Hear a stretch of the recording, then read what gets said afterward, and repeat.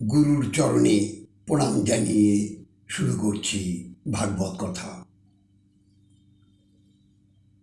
তো ভাগবতে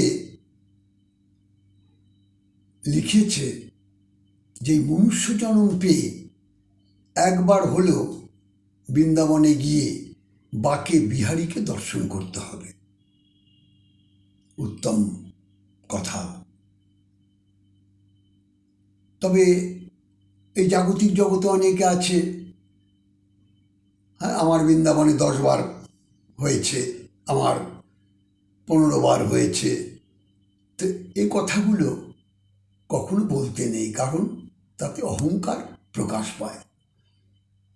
এটা সত্য যে মনুষ্য জন্ম লাভ করে একবারে হলেও বৃন্দাবনে গিয়ে বাকে বিহারীকে দর্শন করতে হবে, রাধারানীকে দর্শন করতে হবে।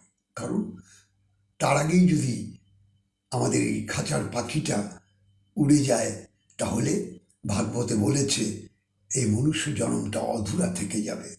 তাই বলে না, চল রে আমার মন, চল রে বৃন্দাবন। সত্যিই তো। তবে হ্যাঁ, বৃন্দাবনে আপনি অবশ্যই যাবেন, কিন্তু হ্যাঁ, এই হৃদয়রূপ যে পাত্রটা, এটাকে বৃন্দাবন তৈরি করুন।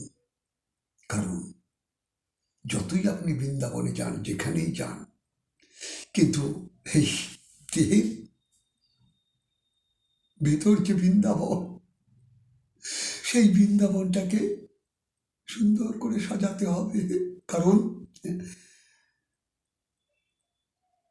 বহু অহংকার, বহু পাপ, পরনিন্দা, পরচর্চা সব জমা হয়ে আছে।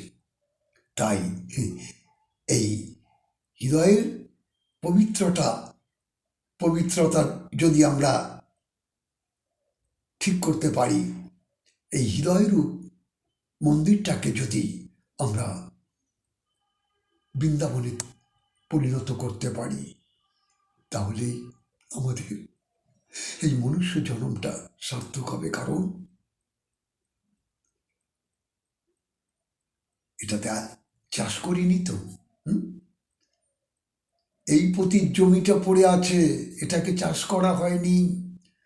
গুরু প্রদত্ত দীক্ষা মন্ত্র নিয়ে আমরা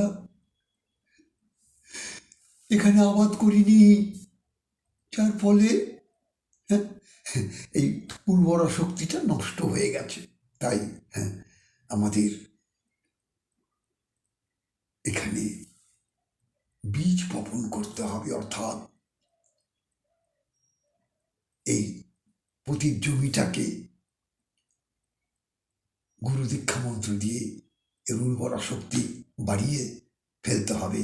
আর নির্মল পবিত্রতা বজায় রেখে আমার এই হৃদয়ে সদা সর্বদা কৃষ্ণ নাম, কৃষ্ণ প্রেম। আর কি হবে তাহলে?